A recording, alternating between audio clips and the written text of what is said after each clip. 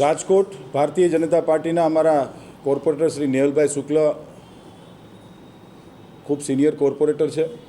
ગઈકાલે મને રાજકોટ મહાનગરપાલિકાના ઇન્ચાર્જ સેક્રેટરી દ્વારા ધ્યાનમાં મૂકવામાં આવ્યું કે સાહેબ 3 બોર્ડમાં નેહલભાઈ શુક્લ જનરલ બોર્ડમાં ગેરહાજર હતા।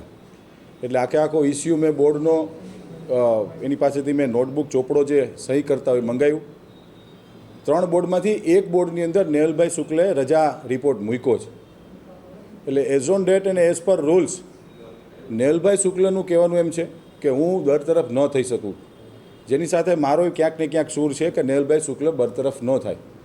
પરંતુ સેક્રેટરી શ્રી સાથે મારી જે વાતચીત થઈ મુજબ બીપીએમસી એક્ટ અને ધ જીપીએમસી એક્ટ મુજબ રજા રિપોર્ટ મૂક્યા બાદ પણ એમનું કહેવાનું એમ છે કે ભાઈ 3 વખત ગેરહાજર રહીએ તો આપણે અમારી ફરજની જે કાર્યવાહી કરવી પડે।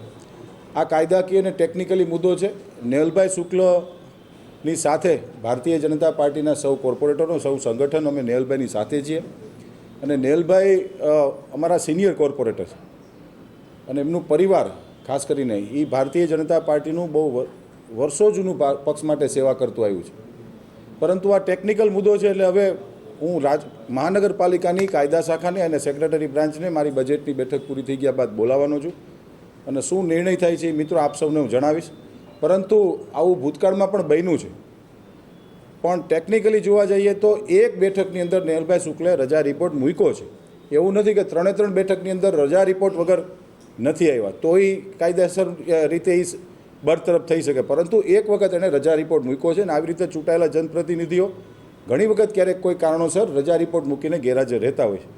શું વિષય છે એ હવે કાયદાકીય વિષય છે, હું મારી કાયદા શાખાને માર્ગદર્શન લઈને જરૂરથી આપને જણાવીશ। મને નોલેજ છે અને મને જ્યાં સુધી ખ્યાલ છે ત્યાં સુધી એણે રજા રિપોર્ટ નહોતો મૂક્યો। 3 બોર્ડમાં એ ગેરહાજર હતા અને રજા રિપોર્ટ વગર મારા ધ્યાનમાં છે ત્યાં સુધી, હું કદાચ રોંગ પણ હોઈ શકીશ, મારા ધ્યાનમાં છે ત્યાં સુધી એણે રજા રિપોર્ટ નહોતો મૂક્યો એટલે બરતરફ કરવામાં આવ્યા। એટલે એણે મને પણ કહ્યું છે, ગઈકાલે બજેટની મિટિંગની અંદર અમે મિટિંગ પૂરી થઈ ગયા બાદ બેઠા હતા હું ને નેહલભાઈ શુક્લ, મને પણ કહ્યું છે। એટલે મેં જેમ કીધું એમ અત્યારે રાજકોટ મહાનગરપાલિકાનું બજેટની સમીક્ષા બેઠક ચાલુ છે। એટલે સવારથી રાત સુધી કન્ટિન્યુ બેક ટુ બેક અધિકારીઓને વિભાગ વાઇઝ મારી મિટિંગો લઉં છું। એટલે બજેટ આજે અથવા આવતીકાલે સમીક્ષા બેઠક પૂરી થઈ ગયા બાદ લીગલ અભિપ્રાય અમે માગવાના છીએ। નેહલભાઈ ખૂબ અભ્યાસુ અને વિચક્ષણ કોર્પોરેટર છે, ખૂબ બુદ્ધિશાળી કોર્પોરેટર છે।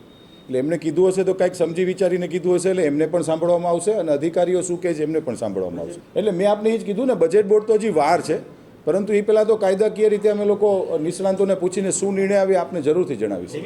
ના એવો કોઈ વિષય જ નથી। અમારી પાર્ટીની અંદર જ્યારે કોરમની અંદર જ્યારે બેઠા હોય છે ત્યારે દરેક કોર્પોરેટરને દરેક ચૂંટાયેલા જનપ્રતિનિધિને પોતાની વાત મૂકવાનો અધિકાર હોય છે। હું પણ મૂકતો હોઉં છું, નેહલભાઈ પણ મૂકતા હોય છે અને અન્ય કોર્પોરેટર પણ મૂકતા હોય છે। અમારા પક્ષની અંદર ખાસ કરીને ભારતીય જનતા પાર્ટીમાં એવો કોઈ વિષય નથી, કોઈ વિવાદ નથી, આપ જે કહો છો એ, પણ વાત મૂકવાનો અધિકાર તો દરેકને હોય છે ને એ બેઝ ઉપર જ નેહલભાઈ વાત મૂકે છે।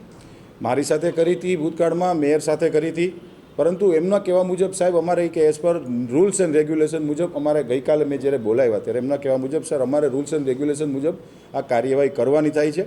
એટલે એમને એની કાર્યવાહી કરી છે, અમારા પક્ષ તરફથી અમે અમારી કાર્યવાહી કરવા જઈ રહ્યા છીએ। બિલકુલ ન ઈચ્છે હું નહીં, આખી અમારી પક્ષ ન હોય છે અને કોઈ પણ કોર્પોરેટર રાજનીતિની અંદર કોઈ પણ રાજકીય પક્ષનો કોર્પોરેટર બરતરફ ન થવો જોઈએ બહુ મારું સ્પષ્ટ માનવું છે। દરેકને કાયદાકીય રીતે લડવાનો અધિકાર છે, એ મુજબ માનીએ નેહલભાઈ શુક્લ હોય કે કોઈ પણ કોર્પોરેટર હોય। આ 5 વર્ષમાં આવી પહેલી ઘટના બની છે, એટલે આના અમારી પક્ષની સંવેદના નેહલભાઈ શુક્લ સાથે હશે અને અમે કાયદેસર રીતે જોઈ લઈશું। 2 દિવસ મેં જેમ કીધું એમ 2 કે 3 દિવસ પહેલાં જ આ વિષય મારા ધ્યાનમાં માનનીય સેક્રેટરીશ્રીએ મૂક્યો હતો। એટલે મેં કીધું બજેટ પછી જોઈ લઈએ છીએ, પણ એમની સ્વાભાવિક છે કે એ તો ગવર્મેન્ટ ક્લાસ 2 ઓફિસર છે, એમને એમની ફરજની કામગીરી કરવી પડતી હોય, કારણ કે નેક્સ્ટ બજેટની સ્ટેન્ડિંગ કમિટી આવતી હતી બેઠકની અને 20મી કે 19-20ની તારીખની આસપાસ બજેટનું બોર્ડ છે, એટલે એમને એની ભૂમિકા નિભાવી છે। અમે અમારી કાયદાકીય રીતે અમે લડશું। 0.5% જૂથવાદ રાજકોટ મહાનગરપાલિકામાં ક્યાંય કોઈ પણ જાતનો જૂથવાદ છે જ નહીં। મેં પહેલાં જ કીધું છે કે નેહલભાઈ શુક્લ અમારા કોર્પોરેટર છે, ભારતીય જનતા પાર્ટીના કોર્પોરેટર છે અને 66માંથી 65 કોર્પોરેટર નેહલભાઈ શુક્લની સાથે છે।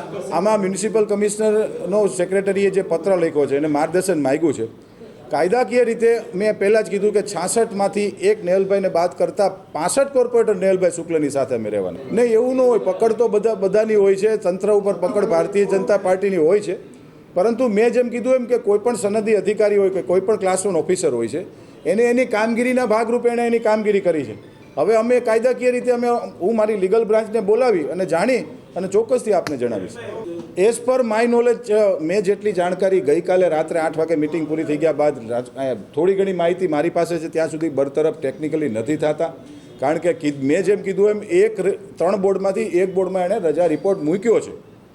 એટલે બીપીએમસી અને જીપીએમસી એક્ટના કાયદાઓ જોઈ અને જાણી અને જરૂરથી આપને કહીશ. બરતરફ મારા નોલેજ મુજબ નેહલભાઈ શુક્લ નથી થતા.